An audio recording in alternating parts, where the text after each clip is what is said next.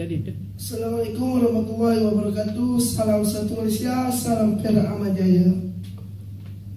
Saya ingin membantahkan berkaitan hala tuju pendidikan era masyarakat tradisional, era penjajahan, era kemerdekaan dan era selepas kemerdekaan terhadap pembangunan insan dan negara.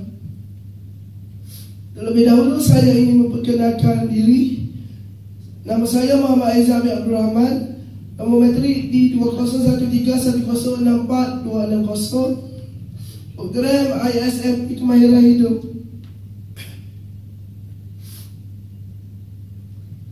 Objektif pembentangan adalah mengenal pasti mengenai sekolah pondok, mengkaji kategori sekolah pondok, mengetahui perkembangan sekolah pondok, mengenal pasti tujuan penubuhan sekolah pondok. Antara isi kandungan pembentangan saya ialah objektif pembentangan, pengenalan sejarah sistem pendidikan, objektif sistem pendidikan sekolah pondok, kesimpulan dan lampiran. Okey, untuk pengenalan, menurut buku Dasar Pendidikan Kebangsaan 2012 menyatakan bahawa falsafah pendidikan kebangsaan di Malaysia adalah suatu usaha berterusan ke arah memperkembangkan potensi individu secara menyeluruh dan bersepadu untuk mewujudkan insan yang seimbang dan harmonis dari segi intelek, rohani, emosi dan jasmani berdasarkan kepercayaan dan kepatuhan kepada Tuhan. Okey, seterusnya sejarah sistem pendidikan. Sejarah sistem pendidikan ini Penyataan Asas 1956, Ordinans Pelajaran 1957, Laporan Rahmat Talib 1960 dan Akta Pendidikan 1991 yang memungkinkan lahirnya dasar pelajaran kebangsaan ini boleh dirumuskan sebagai milestone kepada sama pengukuhan dan kemaskini dalam sistem pendidikan negara. Okey, seterusnya objektif dasar ini dinyatakan dalam pendahuluan kepada Akta Pelajaran 1961, iaitu bahawasanya dasar pelajaran seperti yang disediakan dalam Ordinans Pelajaran 1957 ialah untuk menubuhkan satu sistem pendidikan yang akan memenuhi keperluan negara dan menggalakkan perkembangan kebudayaan, sosial, ekonomi dan politiknya. Objektif ini dinyatakan secara am tetapi tidak melaksanakannya. Kementerian Pendidikan dengan berpandukan kepada Penyataan Asas 1956 dan Laporan Rahmat Talib 1960 telah mentafsirkan sebagai menyatupadukan kanak-kanak sekolah yang berbilang kaum dan telah menyediakan tenaga kerja iaitu tenaga rakyat, istilah yang digunakan oleh Laporan Jawatan Kuasa Kabinet bagi keperluan ekonomi.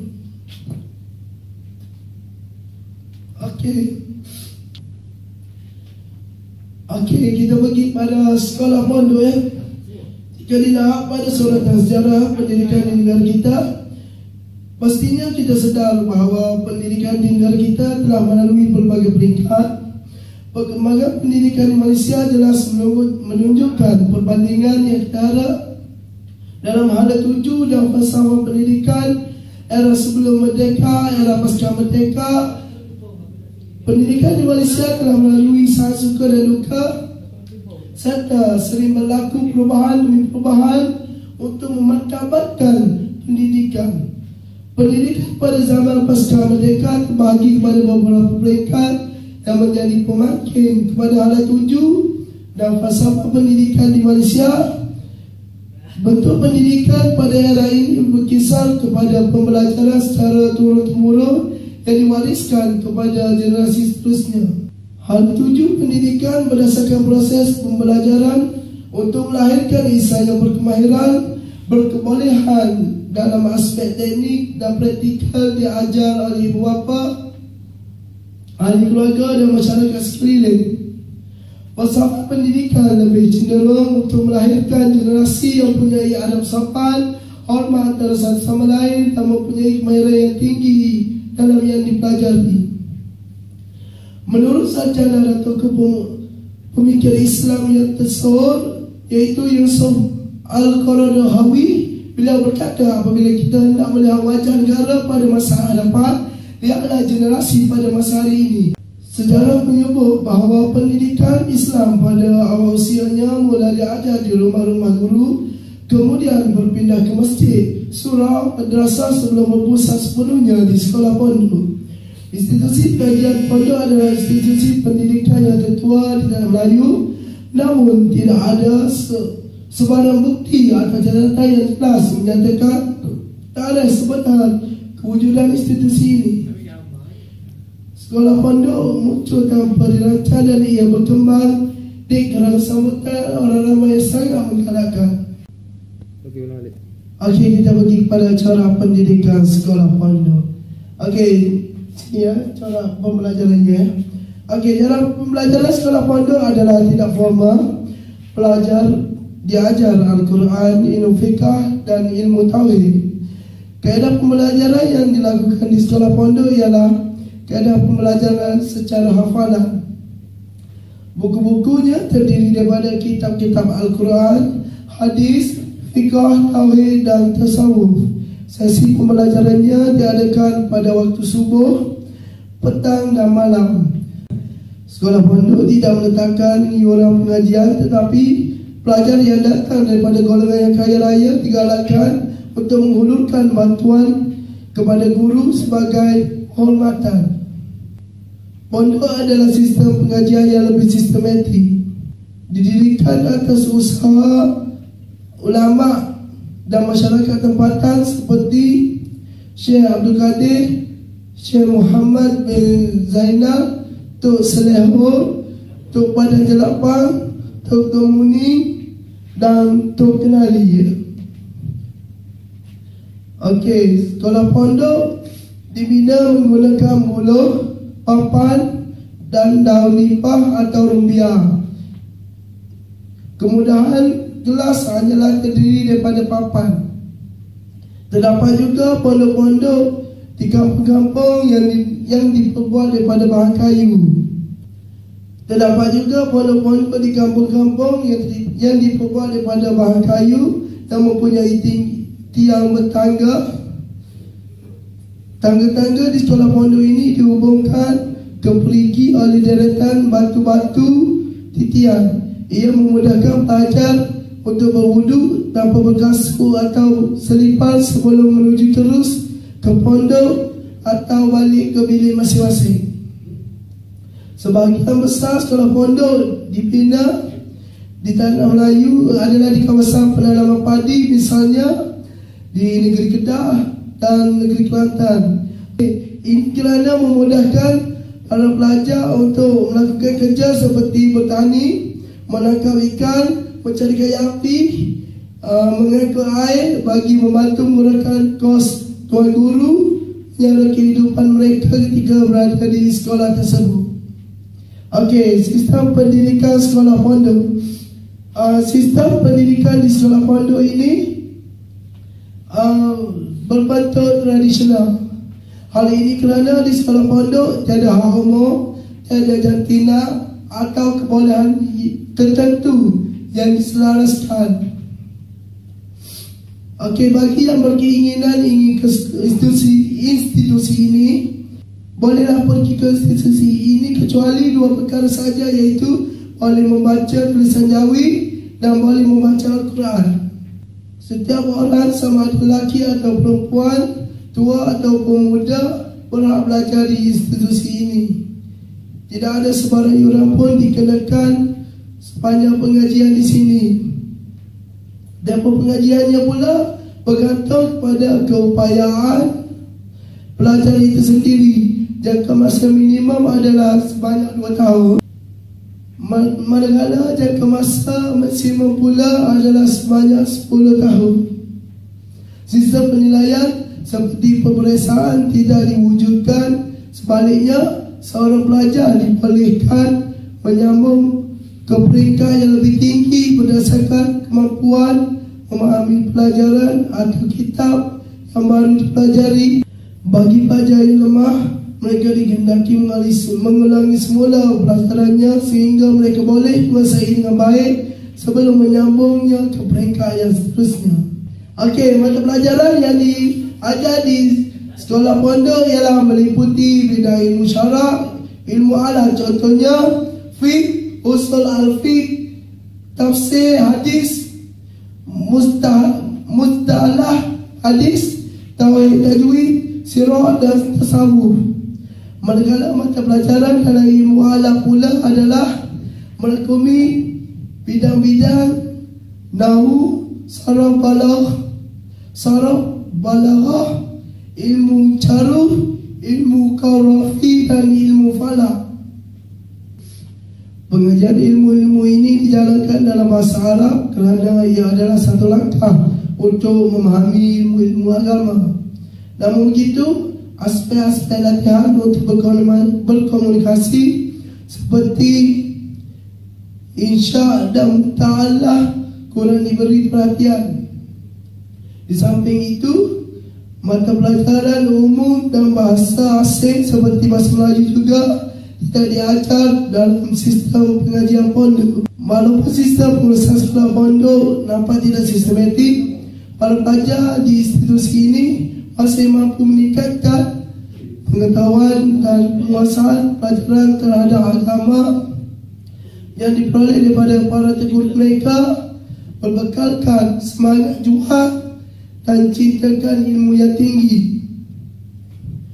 Melalui perolehan ilmu ini, mereka semua layak mendapat gelaran alim, ulama dan mampu memegang jawatan sebagai muazzin atau bilal, tua imam, ustaz, kadi, ketua kampung, penggawa ataupun penghulu mukim. Apa yang pasti, masyarakat setempat sentiasa memandang tinggi terhadap golongan yang mempunyai ilmu agama yang tinggi seperti mereka sebagai penyambung warisan alim ulama yang kian uzur di mama usia. Sistem pendidikan pengajian pondok selepas merdeka, wujud penyantaran Razak 1956 dan penyantaran Mat Ali 1960 yang menyebut untuk meletakkan mata pelajaran pendidikan Islam dalam pendidikan kebangsaan. Pendidikan Islam sebenarnya telah beroperasi di bawah zaman penjajahan selama 400 tahun. Pernyataan tersebut telah disetujui, maka pada tahun berikutnya Akta Pelajaran 1961 telah menguatkan mata pelajaran pendidikan Islam dalam jadual waktu persekolahan dengan diberi peruntukan masa sebanyak 120 minit seminggu. Di samping itu, kegiatan Angkatan Belia Islam Malaysia yang aktif memperjuangkan Islam ketika itu telah meletakkan pendidikan Islam di tempat yang tinggi, iaitu tempat asalnya dalam masyarakat Melayu. Bukti semangat perjuangan Abim boleh dilihat melalui tunjuk perasaan yang pernah dilakukan di hadapan pintu Menara Gading. Okey, seterusnya kesimpulan. Dengan itu dapat disimpulkan bahawa semasa dan sebelum berlakunya merdeka, pihak British tidak berminat untuk membangunkan rakyat di tanah Melayu pada ketika itu. Mereka hanya berminat untuk memiliki hasil bumi di tanah Melayu. Selain itu, pihak British juga membiarkan sahaja sekolah-sekolah ditubuhkan berdasarkan kurikulum yang berbagai jenis yang membiarkan wujudnya perbezaan perkauman. Pihak British juga tidak pernah berusaha untuk mewujudkan satu sistem pendidikan tunggal yang boleh memupuk perpaduan kaum dalam kalangan rakyat di tanah Melayu. Tetapi selepas berlakunya kemerdekaan pada 31 Ogos 1997 di tanah Melayu, dikenali sebagai Malaysia turut berlaku perubahan besar dalam sistem pendidikan. Matlamat utama perubahan sistem pendidikan di Malaysia ialah mewujudkan pendemokrasian pendidikan. Sistem pendidikan di Malaysia banyak berlaku perubahan dari semasa ke semasa. Pelbagai usaha kerajaan demi menghadapi 9 cabaran kawasan 2020 demi menghadapi dunia globalisasi. Selain itu, biarpun kerajaan menjalankan pelbagai usaha, peranan falsafah pendidikan negara sebagai tonggak dasar pendidikan tidak pernah dilupakan. Oleh itu, banyak upaya yang diperolehi kesan dari pembangunan dan peningkatan mutu pendidikan sama ada ia bersifat positif atau sebaliknya. Walau bagaimanapun, ia adalah satu usaha kerajaan demi memantapkan sistem pendidikan agar negara Malaysia mampu bersaing dengan negara-negara maju dan juga negara-negara yang membangun. Oleh itu, berbagai pihak perlu mengambil peranan dan saling bekerjasama dalam memantapkan lagi sistem pendidikan selaras dengan falsafah pendidikan kebangsaan dan falsafah pendidikan guru, khususnya bagi para guru, kerana guru-guru merupakan tonggak utama sesebuah sistem pendidikan itu berjalan dengan lancar. Okey, kita tengok lampirannya. Ini merupakan gambar sekolah pondok pada zaman dahulu dan para pelajarnya. Okey, ini sama. Okey, dan yang ini merupakan pelajar-pelajar sekolah pondok pada zaman sekarang, dan ianya telah dimodelkan di mana ia ajar di bangunan batu. Pada zaman dahulu kita tengok ianya belajar di bawah sebuah pondok yang dibina daripada kayu-kayu dan atap nipah. Okey, sekian saja daripada saya. Yang baik itu datang daripada Allah Subhanahu Wa Taala dan yang lemah itu datang daripada kelemahan diri saya sendiri. Wabillahi taufiq wal hidayah. Assalamualaikum warahmatullahi wabarakatuh.